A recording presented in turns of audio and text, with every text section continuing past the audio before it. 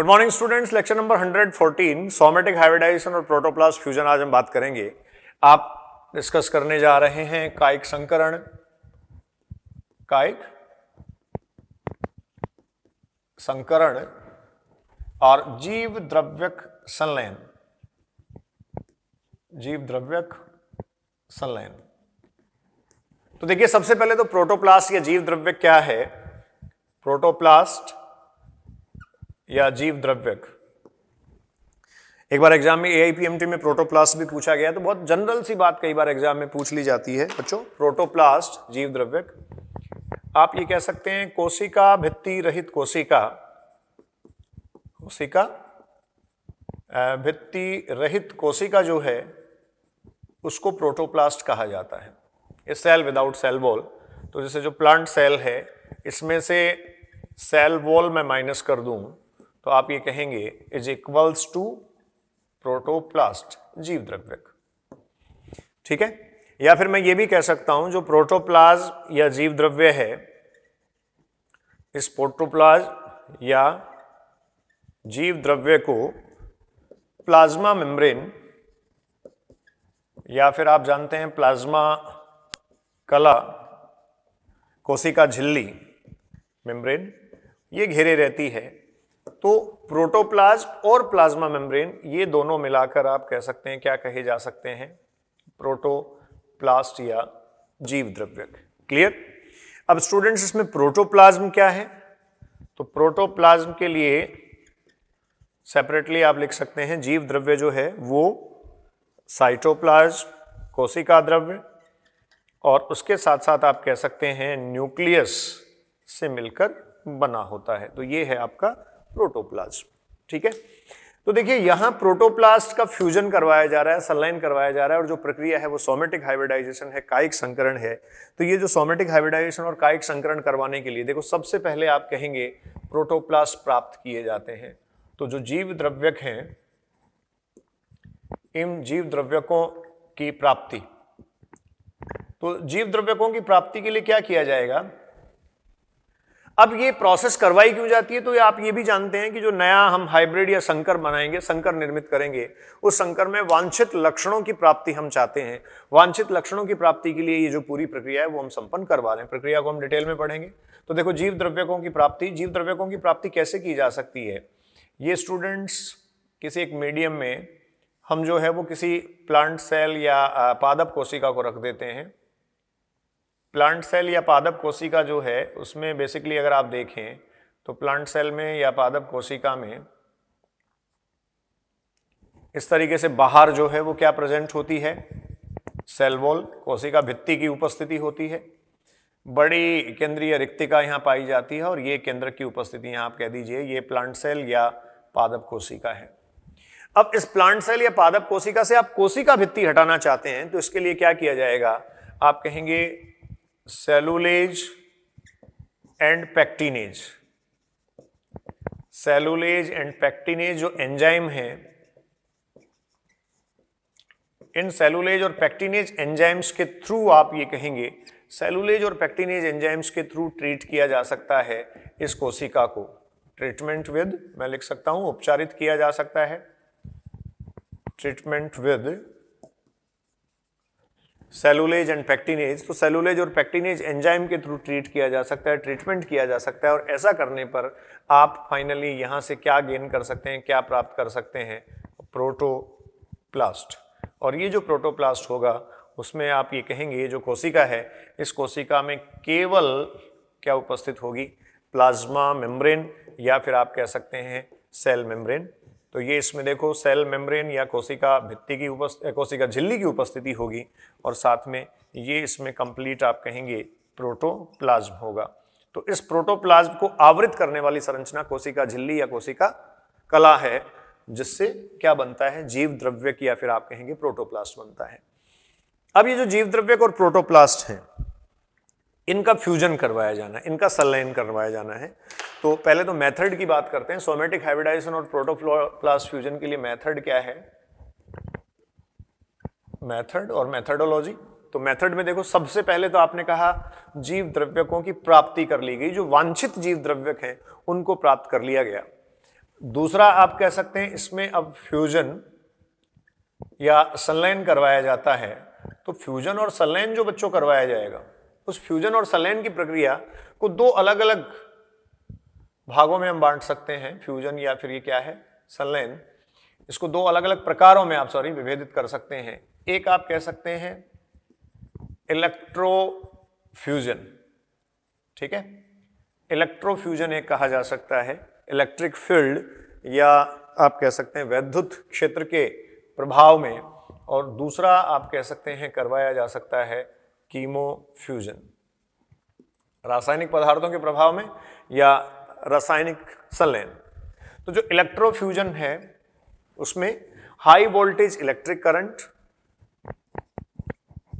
उच्च voltage electric क्षेत्र या इलेक्ट्रिक करंट जो है वो स्टूडेंट्स यहां दिया जाता है, जिससे प्रोटोप्लास्ट फ्यूज हो जाते हैं। प्रोटोप्लास्ट जो हैं ये प्रोटोप्लास्ट क्या हो जाते हैं, फ्यूज्ड और संलयित हो जाते हैं ये, ठीक है। दूसरी स्थिति आपके पास है कीमोफ्यूजन, तो आप ये कह सकते हैं रासायनिक प्रभाव में संलयन। और रासायनिक प्रभाव में अगर संलयन की बात करें, रासायनिक प्रभाव में संलयन आप देखें तो यहां देखिए जो संलयन प्रोसेस है, संलयन की प्रक्रिया है, उसमें आप काम में ले सकते हैं PEG, इसको आप बोलते हैं poly ethylene glycol, polyethylene glycol, इसको आप स्टूडेंट्स काम में ले सकते हैं, जिससे आप फ्यूजन करवा सकते हैं, ठीक है। ये रासायनिक प्रभाव में संलयन है। ये इलेक्ट्रोफ्यूजन या फिर आप कह सकते हैं कैसा है, उच्च वोल्टेज जो इलेक्ट्रिक करंट है उसमें प्रोटोप्लास्ट फ्यूजन की प्रक्रिया है, उसमें प्रोटोप्लास्ट का क्या करवाया जा सकता है, फ्यूजन इसमें करवाया जा सकता है। क्लियर। अब इसके लिए देखिए जो फ्यूजन करवाया जा रहा है, तो फ्यूजन या संलयन की प्रक्रिया जो संपन्न करवाई जा रही है, हाँ जी स्टूडेंट्स, तो आप ये कह रहे हैं कीमोफ्यूजन करवाया जाता है, इलेक्ट्रोफ्यूजन करवाया जाता है। कीमोफ्यूजन में पॉलीइथिलीन ग्लाइकोल कहा, इसके अलावा आप कह सकते हैं सोडियम नाइट्रेट जो है, इसके द्वारा भी आप फ्यूजन का प्रोसेस या संलयन की प्रक्रिया करवा सकते हैं। और इलेक्ट्रोफ्यूजन में भी आपके पास एक ऑप्शन है alternative electric current. Electric current जो है वैकल्पिक आप कह सकते हैं, अल्टरनेटिवली एक के बाद एक शॉर्ट पल्सेज जो इलेक्ट्रिकल फील्ड की हैं वो देके आप क्या करवा सकते हैं, फ्यूजन की प्रक्रिया करवा सकते हैं।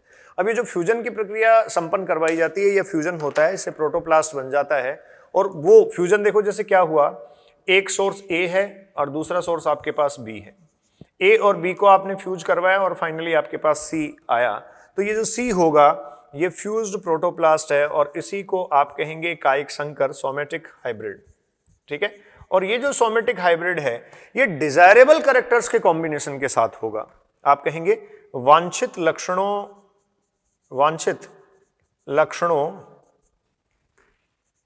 का समावेश इसमें होगा, वांछित लक्षणों का समावेश या डिजायर्ड जो कैरेक्टर्स हैं उन desirable characters, somatic hybrid desirable characters के कॉम्बिनेशन के साथ इसमें होगा, ये वांछित लक्षणों के समावेश के साथ होगा।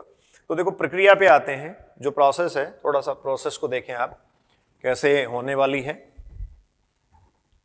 लाइट इंटरप्शन है स्टूडेंट्स। प्रोसेस प्रक्रिया देखिए ये कोई एक सोमेटिक सेल है, ये कोई दूसरा सोमेटिक सेल है, ठीक है। तो अलग अलग सोर्स से ये ली जा सकती हैं, ए और बी स्रोत अलग अलग इनके हैं। आगे मैं डिस्कस करूंगा ये कैसे कैसे हो सकते हैं, कौन से स्रोत हो सकते हैं। तो देखो आपके पास ये प्रोटोप्लास्ट जो होते हैं इनको हम बोलते हैं पेरेंट प्रोटोप्लास्ट, ठीक है। ये बच्चों होते हैं पेरेंट प्रोटोप्लास्ट, जनक जीव द्रव्यक। इनका संलयन या फ्यूजन करवा दिया, जैसे आपने कहा पॉलीइथिलीन ग्लाइकोल, PEG को हमने यूज कर लिया, ठीक है। और ये करवाए जाने से अब फाइनली स्थिति आपके पास ये आएगी कि इस तरीके से ये जो कोशिकाएं हैं वो फ्यूज हो रही होंगी। तो यहां देखो अब जो स्थिति है इसमें 2 केंद्रक दिखाई दे रहे हैं। फाइनली ये कंडीशन आ सकती है जिसमें ये 2 केंद्रकों की उपस्थिति है, तो इसको हम बोलते हैं हेटेरोकैरियोन। हेटेरोकैरियोन या विषम केंद्र की अवस्था,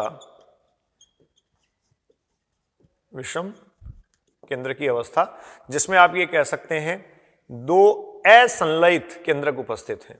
2 असंलयित केंद्रक यहां उपस्थित हैं। आगे के स्टेप्स में अगर आप बच्चों देखें तो ये स्टेप तो हुआ सेल फ्यूजन का, कोशिका के संलयन का, और अब आप ये कहेंगे यहां से अगला जो स्टेप होगा वो न्यूक्लियस फ्यूजन का होगा। और ये जो न्यूक्लियस फ्यूजन का स्टेप होगा, ये न्यूक्लियस फ्यूजन का स्टेप, ये देखिए न्यूक्लियस फ्यूजन का जो स्टेप है इसमें आप कहेंगे ये जो होगा वो कंडीशन कही जाएगी सिनकैरियोन। और सिनकैरियोन का मतलब यहां क्या है, 2 संलयित केंद्रक एक के रूप में यहां उपस्थित हो रहे हैं। तो आप कह सकते हैं इसको 2 संलयित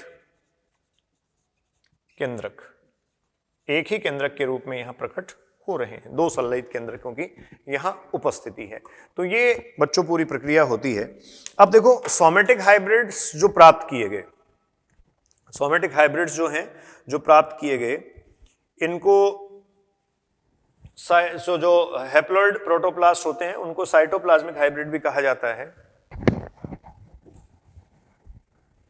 ठीक है, एक और बात ध्यान रखें, जैसे मान लीजिए जो प्रोटोप्लास्ट आपने लिया, हैप्लॉइड प्रोटोप्लास्ट, अगुणित जीव द्रव्य, कोई अगुणित कोशिका है, तो इसको आप कहते हैं साइब्रिड या साइटोप्लाज्मिक हाइब्रिड, साइटोप्लाज्मिक प्रोटोप्लास्ट जो हाइब्रिड है।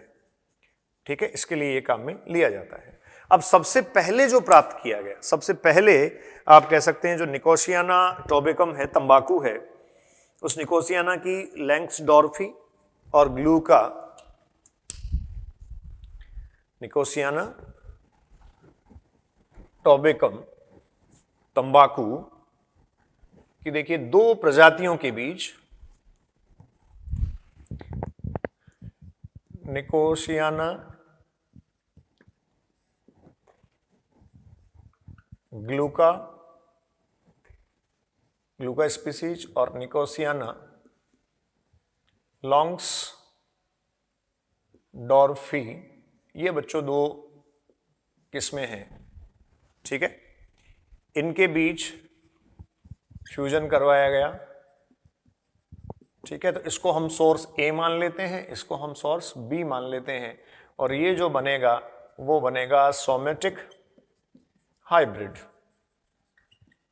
ठीक है, कायिक संकर ये विकसित हो जाएगा, जिसमें निकोसियाना ग्लूका और निकोसियाना लॉन्ग्सडॉर्फी जो है, इन दोनों के डिजायरेबल कैरेक्टर्स या वांछित कैरेक्टर्स जो हैं, वांछित लक्षण इसमें उपस्थित होंगे, इसमें सम्मिलित किए जा सकेंगे।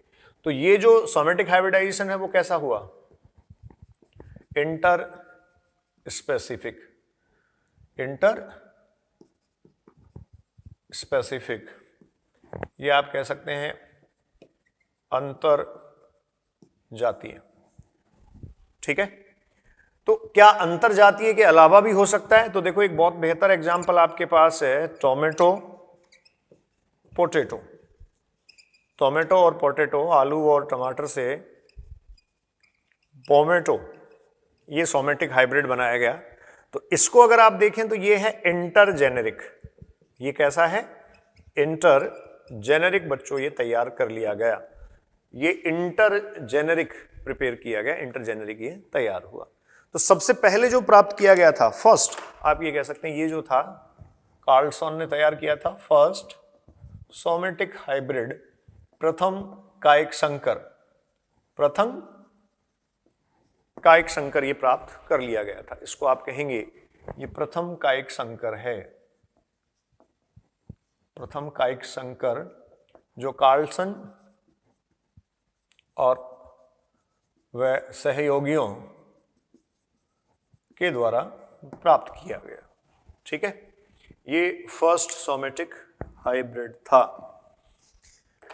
तो ये सोमेटिक हाइब्रिडाइजेशन का जो प्रोसेस है वो कंप्लीट आपका होता है। सोमेटिक हाइब्रिडाइजेशन के प्रोसेस में आप क्या कर सकते हैं, जो डिजायरेबल कैरेक्टर्स हैं उनको साथ आप ला सकते हैं। अब इसमें देखिए, जो फ्यूजन है वो दो वेराइटीज का हो सकता है। एक लास्ट पॉइंट इसका मेंशन मैं कर सकता हूं, फ्यूजन या संलयन किस किस के बीच आप करवा सकते हैं, तो आप ये कह सकते हैं फ्यूजन दो डिफरेंट वेराइटीज, भिन्न किस्मों के मध्य, स्पीसीज के मध्य और जो जेनेरा हैं उनके मध्य आप फ्यूजन करवा सकते हैं। ऑब्जेक्टिव हमेशा एक ही होता है, डिजायरेबल कैरेक्टरिस्टिक्स को या वांछित गुणों के, वांछित लक्षणों के समावेश का, किसी एक में आप वांछित लक्षणों का या गुणों का समावेश करना चाहते हैं, इसके लिए इस प्रकार से ये कर लेते हैं। अब ये जो प्लांट टिश्यू कल्चर का जो पोर्शन आपने पढ़ा है, इस प्लांट टिश्यू कल्चर के एप्लीकेशंस क्या हैं, क्या अनुप्रयोग हैं, तो तीन महत्वपूर्ण बातें आपको यहां से पढ़नी है। प्लांट टिश्यू कल्चर के अनुप्रयोग में लिख रहा हूं, applications of plant tissue culture. ठीक है स्टूडेंट्स, इन शॉर्ट हम कह सकते हैं application of the PTC, applications of plant tissue culture और PTC, applications of PTC, plant tissue culture. ठीक है, तो देखो सबसे पहले तो आप कह सकते हैं रैपिड क्लोनल प्रोपेगेशन। ठीक है, तीव्र आप कह सकते हैं क्लोनल प्रवर्धन। ये प्रोपेगेशन जो है वो प्रवर्धन की प्रक्रिया को दर्शाता है, तीव्रता से संपन्न करवाया जा सकता है। इसी को स्टूडेंट्स हम कहते हैं माइक्रो प्रोपेगेशन। जो माइक्रो प्रोपेगेशन, सूक्ष्म प्रवर्धन मैंने आपको बताया था लास्ट टाइम, आपने डिस्कस किया था। सूक्ष्म प्रवर्धन क्या है?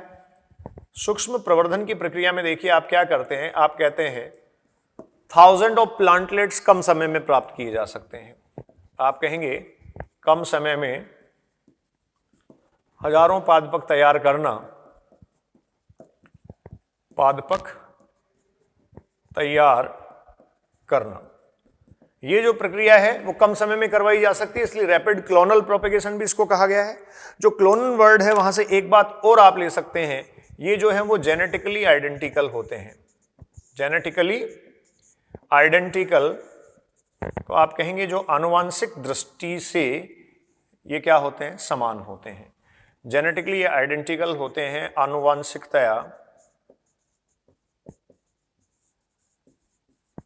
आनुवांशिकतया ये है समान। ठीक है, जेनेटिकली आइडेंटिकल ये हैं, आनुवांशिक तौर पर, आनुवांशिक दृष्टि में ये समान होते हैं। ठीक है, तो ये माइक्रो प्रोपेगेशन का प्रोसेस है, सूक्ष्म प्रवर्धन है। ये अपने आप में प्लांट टिश्यू कल्चर का एक बड़ा आप कह सकते हैं बेनिफिट है, एप्लीकेशन या अनुप्रयोग है। आप पढ़ रहे हैं अनुप्रयोग। ठीक है, दूसरा स्टूडेंट्स क्या फायदा हो सकता है, क्या बेनिफिट हो सकता है, तो आप कहेंगे माइक्रो प्रोपेगेशन के अलावा disease free plants, disease free plants आप प्राप्त कर सकते हैं। आप जो है वो रोग मुक्त पादप यहां से प्राप्त कर सकते हैं। और जब रोग मुक्त पादप प्राप्त करने की बात आती है तो इसमें आप पढ़ते हैं विषाणु रहित पादप, जो वायरस फ्री प्लांट हैं। वायरस फ्री प्लांट कैसे जनरेट किए जा सकते हैं, तो आइए देखिए, जो मेरिस्टेम या विभ्योतक होता है, विभ्योतक सीड्स जो है, इस विभ्योतक सीड्स को एक्सप्लांट या कर्तोतक के रूप में इस्तेमाल किया जाता है। क्योंकि स्टूडेंट जैसे मान लीजिए ये अपेक्स पर वायरसेज यहां प्रेजेंट है तो ये ऊपर की तरफ ट्रेवल करेंगे, लेकिन ये जो सीड्स है, ये सीड्स मेटाबॉलिकली एक्टिव होता है, मेटाबॉलिकली एक्टिव या हाईली एक्टिव होता है, उपापचयी दृष्टि से काफी अधिक सक्रिय होता है। क्यों? क्योंकि यहाँ की कोशिकाएं लगातार विभाजित और विभेदित होती रहती हैं, तो उपापचयी दृष्टि से काफी अधिक सक्रिय होने के कारण विषाणु को वो पेनिट्रेट नहीं होने देता या विषाणु के संक्रमण को वो नहीं होने देता। तो अगर डिजीज फ्री प्लांट या रोग मुक्त पादप आपको करवाने हैं तो आपको क्या करना पड़ेगा, विभ्योत की सीड्स को लाना पड़ेगा। मीन्स आप कह सकते हैं क्या करवाना पड़ेगा, मेरिस्टेम कल्चर, मेरिस्टेम कल्चर जो है ये स्टूडेंट्स आपको अपनाना पड़ेगा। क्लियर? इसके बाद तीसरा एक है आर्टिफिशियल मतलब कृत्रिम एनकैप्सुलेटेड कोट रहित, ठीक है, बिना कोट रहित या आवरण रहित जो है वो सीड्स का फॉर्मेशन करवाया जा सकता है, और ये एम्ब्रियो कल्चर के द्वारा पॉसिबल है। एम्ब्रियो या भ्रूण का जो संवर्धन बच्चों करवाया जाता है, उस भ्रूण संवर्धन में क्या किया जाएगा, सोडियम एंड कैल्शियम एल्जीनेट जो है इसका आवरण इन पर लगाकर या इस पर जो है वो ये लगाकर एनकैप्सुलेटेड आर्टिफिशियल सीड्स तैयार किए जा सकते हैं। किसी विशेष आप कह सकते हैं उन्नत किस्म के बीजों का इस प्रकार से भी परिवर्धन किया जा सकता है। तो ये आपके पास जो पादप उत्तक संवर्धन प्रक्रिया थे उसके अनुप्रयोग थे। एक में आप कहते हैं बहुत तीव्रता से या तेजी से कम समय में बहुत अधिक पादप आप प्राप्त कर सकते हैं, जिसको सूक्ष्म प्रवर्धन कहते हैं, माइक्रो प्रोपेगेशन कहा। और यहाँ सबसे विशिष्ट बात यह है माइक्रो प्रोपेगेशन के द्वारा प्राप्त पादप जो होगा वो अपने पेरेंट की जेनेटिकली आइडेंटिकल होगा, आनुवांशिक रूप से वो समान होगा। दूसरा, आप विषाणु मुक्त या फिर रोग मुक्त पादप निर्मित कर सकते हैं। इसके लिए आपको मेरिस्टेम कल्चर करवाना है, विभजोत की जो है सीड्स उनका आपको संवर्धन करवाना है, और उस संवर्धन में विषाणु का आप कह सकते हैं संक्रमण इसलिए नहीं होता क्योंकि उपापचय दृष्टि से ये काफी अधिक सक्रिय होती हैं यहाँ की कोशिकाएं, और ये सक्रिय कोशिकाएं वहां विषाणु का संक्रमण नहीं होने देती। और तीसरा आप कह सकते हैं आप कृत्रिम रूप से आवरण रहित जो बीज है उनको भी निर्मित कर सकते हैं। ये एम्ब्रियो कल्चर या फिर जो भ्रूण संवर्धन है उसके द्वारा पॉसिबल है। क्लियर? अब हम आगे बात करेंगे जो डिजीज रेजिस्टेंट वैरायटीज हैं उनकी। हाँ स्टूडेंट्स, अब है plant breeding for disease resistance. आप कहेंगे रोग प्रतिरोधकता, जो रोग प्रतिरोधकता है, रोग प्रतिरोधकता हेतु पादप प्रजनन। ठीक है, देखिए मैंने आपको कहा था हमने प्लांट ब्रीडिंग का पूरा प्रोसेस प्रक्रिया उसकी पढ़ ली है। उसके बाद मैंने आपको कहा था कि जो डिजीज रेजिस्टेंस है, जो रोग प्रतिरोधकता है, और पेस्ट रेजिस्टेंस है, ये बेसिकली दो कैटेगरी हैं जिनको लास्ट में हम डिस्कस करेंगे। तो यहां हम बात कर रहे हैं रोग प्रतिरोधकता हेतु पादप प्रजनन। अब देखिए है क्या, जो फंगल हैं, कवक हैं, बच्चों नोट करते जाएं आप साथ साथ। इसके अलावा बैक्टीरियल हैं, आप कहेंगे जीवाणु, और वायरल विषाणु, ये सब जो रोग कारक हैं, ये जो पैथोजन और रोग कारक हैं, ये रोग कारक क्या करते हैं, जो उत्पादन लब्धि है उस उत्पादन लब्धि को 20 से 30% तक कम कर देते हैं। ठीक है, आप ये कहते हैं कि ये जो है वो उत्पादन लब्धि पर असर डालते हैं। उत्पादन लब्धि पर असर डालने का मतलब देखो, इसको मैं नीचे की तरफ एरो लगा के लिख रहा हूं, अर्थात उत्पादन लब्धि को कम कर दिया जाता है। ये जो पैथोजेंस हैं ये 20 से 30% तक असर डालते हैं, और कई बार तो आपको ये देखने को मिलेगा कि सिर्फ 20 से 30% असर ही नहीं डालते, ये उत्पादन लब्धि को पूरी तरीके से खत्म कर देते हैं, क्रॉप को जो है वो पूरी तरीके से लॉस में ला देते हैं, नुकसान में भी ला देते हैं।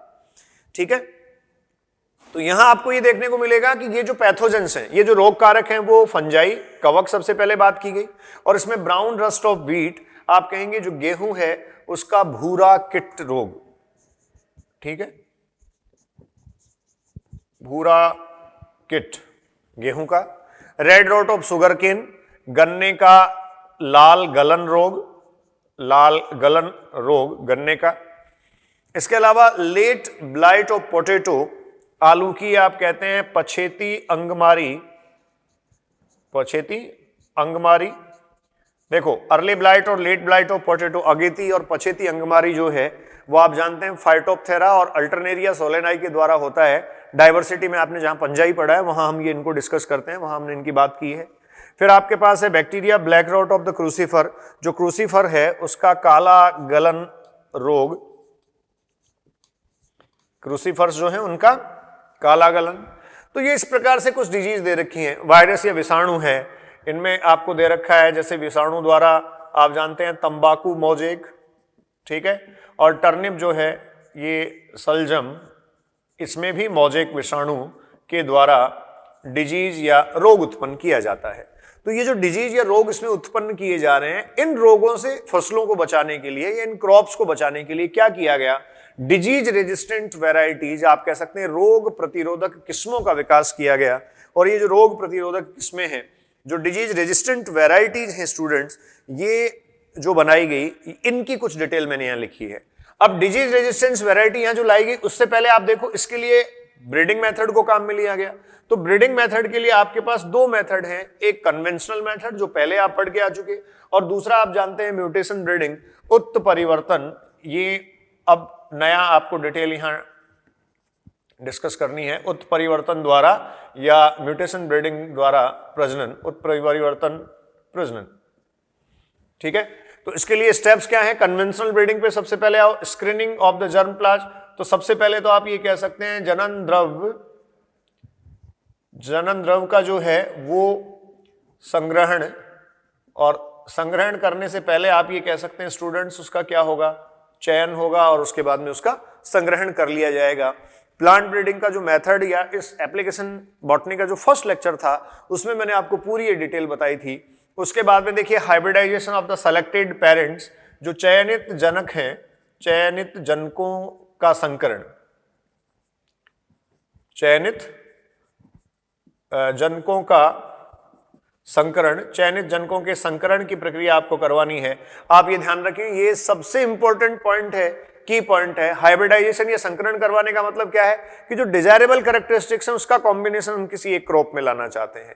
आप ये कह सकते हैं हाइब्रिडाइजेशन या संकरण इसलिए करवाना चाहते हैं हम जिससे वांछित लक्षणों की प्राप्ति की जा सके। आप इसलिए करवाना चाह रहे हैं जिससे वांछित लक्षणों की प्राप्ति जो है वो किसी एक क्रॉप में या एक फसल में की जा सके, इसके लिए हम ऐसा करते हैं। तो ये आपके पास सेकंड स्टेप हुआ। थर्ड स्टेप, ये तीसरा चरण इसका जो है वो है बच्चों selection and evaluation of the hybrid. जो संकर है उस संकर का चयन वह मूल्यांकन। जो संकर आपने प्राप्त कर लिया, इसका चयन हमें करना है और इसका मूल्यांकन करना है। इसके मूल्यांकन में आपको ये देखना है कि जिस डिजायरेबल कैरेक्टर या जिन वांछनीय लक्षणों के लिए हमने इसको तैयार किया था, क्या ये वांछनीय लक्षण इसमें उपस्थित हैं? तो ये जो है वो संकर का चयन और यहाँ क्या हो जाएगा? मूल्यांकन हो जाएगा। अब एक बात आपने पहले से पढ़ रखी है कि देखिए होता क्या है, आप जब इसमें क्रॉस हाइब्रिडाइजेशन करवाते हैं, ठीक है, जब संकरण की प्रक्रिया आप करवाते हैं तो वहां 100 से 1000 या 100 टू सैकड़ों से हजारों तक जो पुनर्योगज या जो रिकॉम्बिनेंट बनते हैं, उनमें जरूरी नहीं है सब में डिजायरेबल कैरेक्टर्स आ जाएं। तो उनमें से आप कह सकते हैं 100 टू 1000 में से एक में या एक से अधिक में वहां क्या मिलते हैं आपको? डिजायरेबल कैरेक्टर्स का कॉम्बिनेशन मिलता है। उनको सुपीरियर रिकॉम्बिनेंट कहते हैं, मैंने पहले बात की थी। उनका आपको क्या करना है? यहां चयन करना है और उनका मूल्यांकन करना है, और उसके बाद टेस्टिंग और रिलीज उनकी की जाती है। तो ये टेस्टिंग और रिलीज जो है इसको आप कहते हैं उसका परीक्षण, और उसके अलावा निर्मुक्त करना या फिर उनका जो है वो विमोचन स्टूडेंट्स होता है। अब ये निर्मुक्त करना या विमोचन जो है वो कब किया जा रहा है? जब फाइनली उसको टेस्ट किया गया। अलग अलग, जैसे मान लीजिए गेहूं की कोई वैरायटी बनाई गई, तो भारत के गेहूं उगाने वाले क्षेत्रों में पहले उसको टेस्ट किया जाता है, अलग अलग जलवायु के क्षेत्रों में, जिससे उसका पर्यावरणीय प्रतिरोधकता उसकी पता लगे, इसके अलावा रोग प्रतिरोधकता पता लगे, उत्पादन लब्धि का पता लगे। तो कम से कम 2 से 3 सीजन तक आप कह सकते हैं लगातार उसको कल्टीवेट किया जाता है और उसके बाद में उसको रिलीज कर दिया जाता है। तो ये जो ब्रीडिंग का मेथड है कंप्लीट उसी की डिटेल है। इसके बाद आप देखिए जो दूसरा है वो म्यूटेशन ब्रीडिंग हम यहां ले रहे हैं, उत्परिवर्तन प्रजनन। म्यूटेशन ब्रीडिंग में देखिए स्टूडेंट्स क्या है, इसमें आप ये कह सकते हैं आनुवांशिक परिवर्तन लाए जाते हैं, आनुवांशिक विभिन्नताएं लाई जाती हैं। और आनुवांशिक विभिन्नताएं कैसी लाई गई? तो आप कहते हैं जो जीन की बेस सीक्वेंस है उसमें चेंज करके आप कहेंगे जीन के आधारी अनुक्रम में परिवर्तन कर, आधारी अनुक्रम में परिवर्तन कर, आधारी अनुक्रम या बेस सीक्वेंस जो है उसमें चेंज करेंगे, हम उसमें परिवर्तन करेंगे। परिवर्तन कर क्या कर लेंगे? फाइनली आधारी अनुक्रम में परिवर्तन करने के बाद आप वहां आनुवांशिक विभिन्नताएं लाएंगे, और ये जो आनुवांशिक विभिन्नताएं आपने जनरेट कर ली, तो अब देखो जिनमें आपने आनुवांशिक विभिन्नताएं जनरेट करी हैं उनको आपको सेलेक्ट करना है और उनको फिर क्रॉस में ले जाना है। मतलब अल्टीमेटली इस प्रक्रिया में भी आगे जाके हाइब्रिडाइजेशन और क्या होगा? सिलेक्शन। तो ये करवाने से आप जो है वो प्राप्त कर पाएंगे डिजीज रेजिस्टेंट वैरायटी, रोग प्रतिरोधक किस्म। यहां इसका एग्जाम्पल आपको दे रखा है कि जैसे मूंग में अगर आप देखें, ठीक है, तो यहां देखो क्या किया गया, पीली नाड़ी mosaic, yellow mosaic, yellow mosaic लिख देता हूं, ठीक है, और पाउडरी मिल्ड्यू, इसको चूर्निल आसिता बोलते हैं, चूर्निल आसिता, ठीक है। तो ये जो बच्चों डिजीज है, इनके अगेंस्ट, इन रोगों के प्रति रोग प्रतिरोधकता लाने के लिए मूंग बीन की जो किस्म तैयार की गई, मूंग की जो किस्म तैयार की गई वो किसके द्वारा, म्यूटेशन ब्रीडिंग के द्वारा। एक और विशेष एग्जाम्पल उदाहरण आपको दिया गया है कि जो भिंडी है, इसमें अगर आप देखें तो इसकी प्रभानी क्रांति एक वैरायटी, प्रभानी क्रांति जो है वो एक वैरायटी बनाई गई। ये प्रभानी क्रांति डिजीज रेजिस्टेंस होने के साथ साथ उच्च उत्पादकता वाली भी थी। मतलब वहां स्थिति ये थी कि एक जो वाइल्ड स्पीसीज थी, जंगली किस्म जो थी इसकी, उसमें डिजीज रेजिस्टेंस था लेकिन उसका प्रोडक्शन काफी कम था।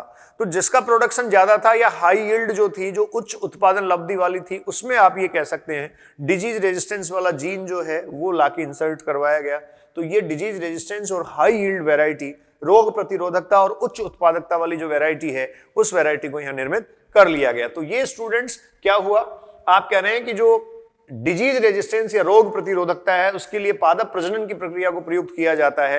क्यों आवश्यकता है?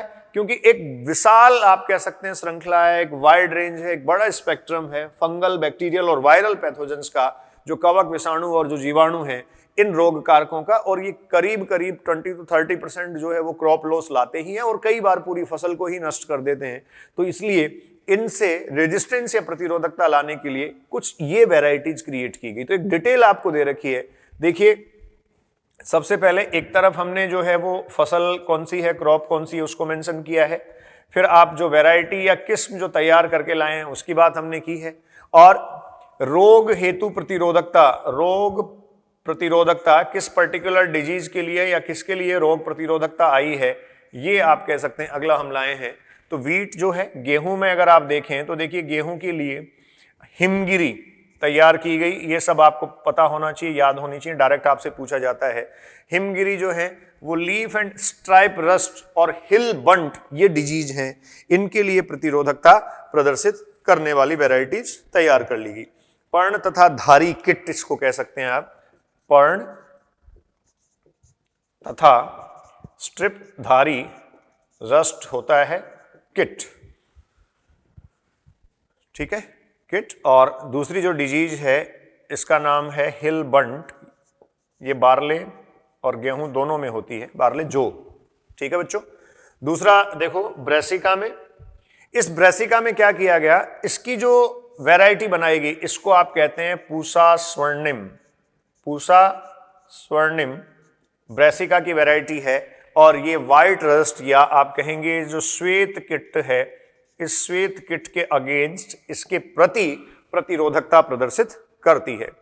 उसके बाद आपको अगला दिया गया कॉलीफ्लावर, फूल गोभी।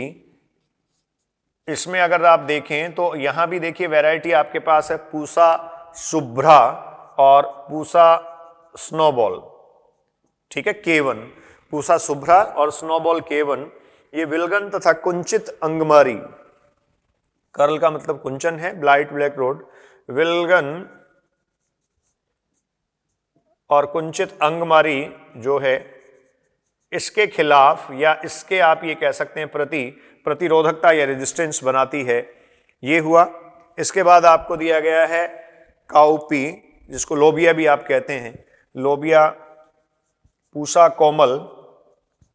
यहां वैरायटी आपको दी गई है बच्चों Pusa Komal. Indian Institute of Agricultural Research जो है उसका headquarter ICR, Indian Council Agriculture Research का हेडक्वार्टर पूसा नई दिल्ली है, ठीक है। बैक्टीरियल ब्लाइट आप ये कह सकते हैं, जो जीवाणु झुलसा है रोग या अंगमारी, जीवाणुवी अंगमारी इसको एग्जैक्टली कहेंगे। ये जीवाणुवीय अंगमारी के प्रति प्रतिरोधकता प्रदान करती है। इसके बाद आपको चिली या मिर्च में दिया, जिसमें पूसा सदाबहार आपके पास वैरायटी है और ये जो है वो मोजेक विषाणु, ठीक है।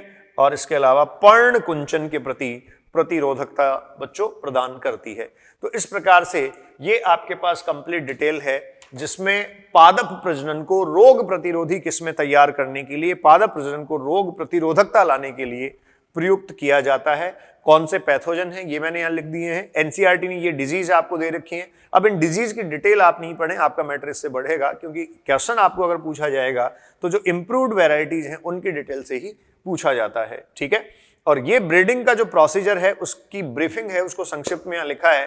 प्लांट ब्रीडिंग की प्रोसेस को हमने वैसे भी डिटेल में बात कर रखी है। अब स्टूडेंट्स एक और लास्ट कैटेगरी इसमें है जिसको आप कहेंगे पेस्ट रेजिस्टेंस।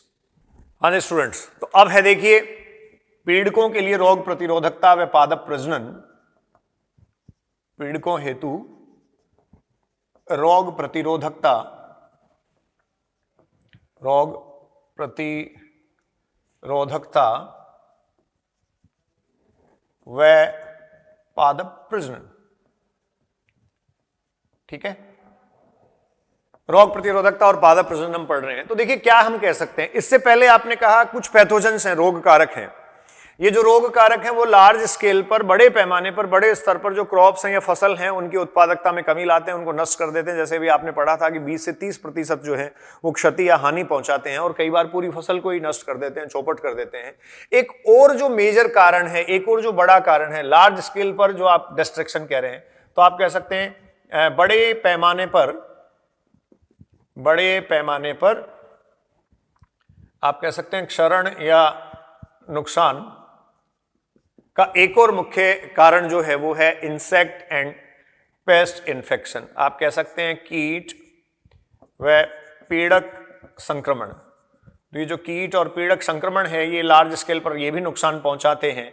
मतलब जो बैक्टीरिया, फंजाई और वायरस आपने पढ़ा, उनके बाद ये आप कहेंगे बड़े पैमाने पर, बड़े स्तर पर जो फसलें हैं या जो फसली पादप हैं उनकी उत्पादकता को, उनको नुकसान पहुंचाते हैं।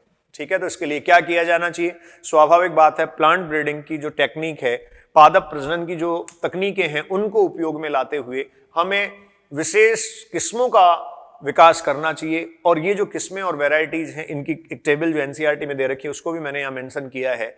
जो प्लांट ब्रीडिंग के मेथड्स हैं इनके लिए इंप्रूव्ड वैरायटीज या उन्नत किस्में तैयार करने के लिए वो इंसेक्ट और पेस्ट रेजिस्टेंस के लिए जो है वो सेम ही है जो पहले आपने पैथोजेंस के लिए पढ़े थे। ठीक है, और पूरा प्लांट ब्रीडिंग का जो आपने एक स्टेप्स पढ़ रखे हैं, पूरा प्रोसीजर पढ़ रखा है, तो उसी तरीके से तैयार किए जा सकते हैं। अब देखिए जो इंसेक्ट रेजिस्टेंस है, जो आप कह सकते हैं कीट प्रतिरोधकता है, किसी पादप के संपर्क में या क्रॉप प्लांट के संपर्क में कीट अगर आते हैं तो कीटों के प्रति जो प्रतिरोधकता है, ये प्रतिरोधकता स्टूडेंट्स कैसी हो सकती है? आकारिकीय हो सकती है। आकारिकीय होने का मतलब आप ये कहेंगे पादप पर कुछ विशेष प्रकार की संरचनाओं की उपस्थिति हो सकती है, जैसे रोमिल या हेरी स्ट्रक्चर हो, कहीं स्पाइन्स या थॉर्न्स जैसा हो, जिससे इंसेक्ट और जो पेस्ट है उस पर अटैक नहीं कर सके। इसके अलावा अटैक अगर करें तो कोई विशेष प्रकार का जैव रसायन यहां आप कहेंगे सीक्रेट होता हो, स्रावित किया जाता हो, और फिजियोलॉजिकल या कारिकीय प्रभाव होता हो, मतलब उसके मेटाबॉलिज्म या उपापचय के दौरान कुछ इस प्रकार के परिवर्तन होते हो जो इन इंसेक्ट्स के प्रति रेजिस्टेंस या प्रतिरोधकता दर्शाते हो, ये ऐसा हो सकता है। तो देखो आपको यहां जो स्टूडेंट्स दे रखा है आपको यहां जो दे रखा है उसमें दो एग्जाम्पल दिए हैं कि जो जैसिड है कॉटन में, कपास में जैसिड, पहला आप कह सकते हैं एक एग्जाम्पल दिया है कपास में जैसिड, ठीक है, और दूसरा आपको दे रखा है जो वीट है या इस वीट में बीटल, सीरल लीफ बीटल जो है वो वीट में है। ये इन दोनों में आपको इस तरीके से इंसेक्ट रेजिस्टेंस जो है वो देखने को मिलेगा। इंसेक्ट रेजिस्टेंस के एग्जाम्पल है।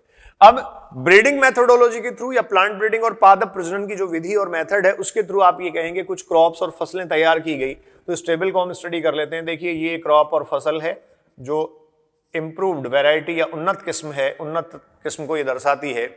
ये वैरायटी या फिर आप कह सकते हैं किस्म है, और ये है इंसेक्ट पेस्ट, आप कह सकते हैं कीट और जो पीड़क हैं, इन कीट और पीड़कों के द्वारा, कीट और पीड़क जो हैं इनके द्वारा ये रेजिस्टेंस मिल सकता है। तो देखो सबसे पहले आपको दे रखा है ब्रेसिका, जो ब्रेसिका स्पीसीज हैं उनमें आप क्या कह रहे हैं, आपके पास पूसा गौरव जो इम्प्रूव्ड वैरायटी है उसका नाम है पूसा गौरव, और ये जो पूसा गौरव है ये एफिड्स के अगेंस्ट आपको क्या देती है, एफिड और जो पेस्ट हैं इन एफिड्स के अगेंस्ट इनके प्रति आपको सुरक्षा प्रदान करती है।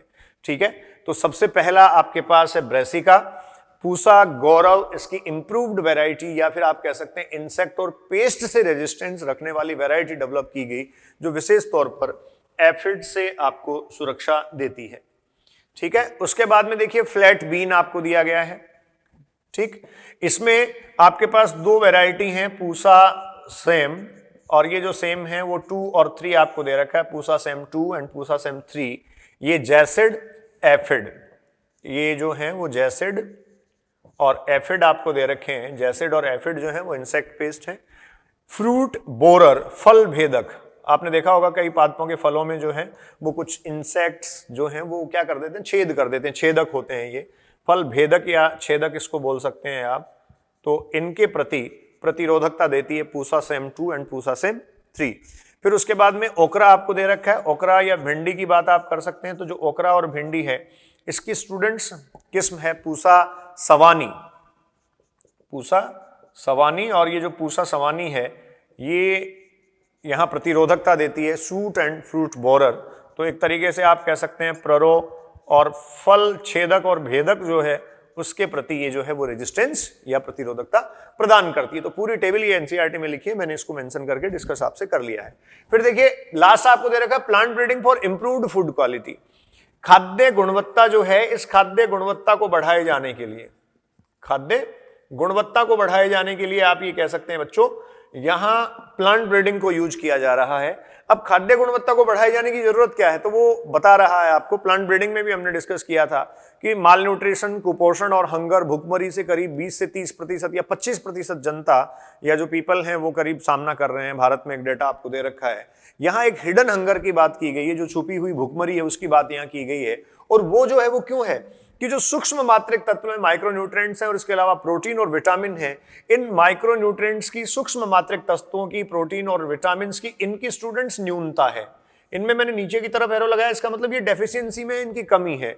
और जो डाइट या जो भोजन हम लेते हैं उन भोजन में अगर इसेंशियल माइक्रोन्यूट्रिएंट्स आप कहेंगे आवश्यक सूक्ष्म मात्रिक तत्व जो हैं, जैसे विशेष तौर पर आयरन हुआ, विटामिन ए हुआ, आयोडीन हुआ और जिंक हुआ, अगर इनकी न्यूनता है तो इनकी न्यूनता आने से वहां रोग की संभावना, आप कह सकते हैं रोग की संभावना, रोग होने की संभावना, रिस्क ऑफ डिजीज वहां बढ़ जाता है।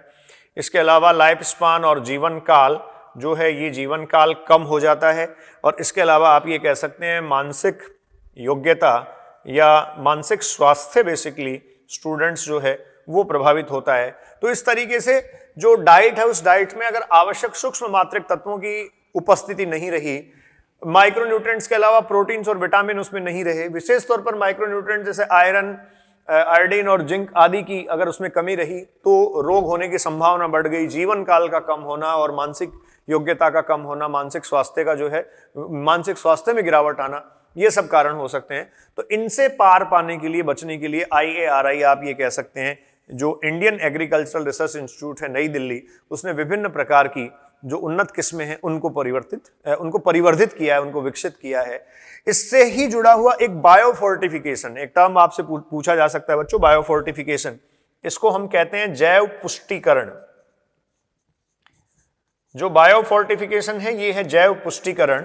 और जो जैव पुष्टिकरण है वो क्या है, इसके द्वारा देखिए कोई वेजिटेबल क्रॉप प्लांट या फिर आप कह सकते हैं जो फसली पादप है उसमें उच्च मात्रा में विटामिन्स की उपस्थिति हो और उच्च मात्रा में मिनरल्स की उपस्थिति हो, साथ में उसमें उच्च मात्रा में प्रोटीन हो और उसमें आप कह सकते हैं हेल्दियर फैट हो।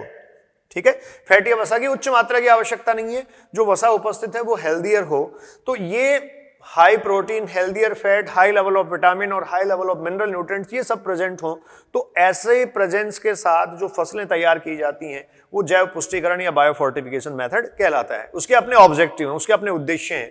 बायोफोर्टिफिकेशन क्यों करवाया जा रहा है, तो आप ये कहेंगे कि प्रोटीन कंटेंट और क्वालिटी, प्रोटीन की मात्रा और उसकी गुणवत्ता बढ़े, ठीक है, ये इंक्रीज हो। इसके अलावा ऑयल कंटेंट के साथ साथ उसकी जो क्वालिटी है स्पेसिफिकली वो क्वालिटी बढ़े, इसके लिए ये करवाया जाता है। विटामिन कंटेंट जो है उसको ध्यान में रखा जा रहा है और माइक्रो न्यूट्रिएंट्स और मिनरल कंटेंट जो है वो स्पेसिफिकली ध्यान में रखे जा रहे हैं कि उनकी जितनी मात्रा आवश्यक है वो सब यहाँ रखी जाए। तो इसके लिए देखिए क्या किया गया, IARI ने vitamin A enrich, vitamin A की प्रचुरता युक्त, विटामिन ए की प्रचुरता युक्त आप देखिए गाजर, आपके पास है कैरेट, इसके अलावा आप कह सकते हैं पालक और पंपकिन, कद्दू, ये जो हैं ये 3 आपके पास वेजिटेबल क्रॉप या जो सब्जी वाले फसली पादप हैं उनको डेवलप किया गया। विटामिन सी की प्रचुरता अगर आप देखें तो यहाँ है बीटर गार्ड, बीटर गार्ड करेला आप कहते हैं, बथुआ है, सरसों है और टमाटर है।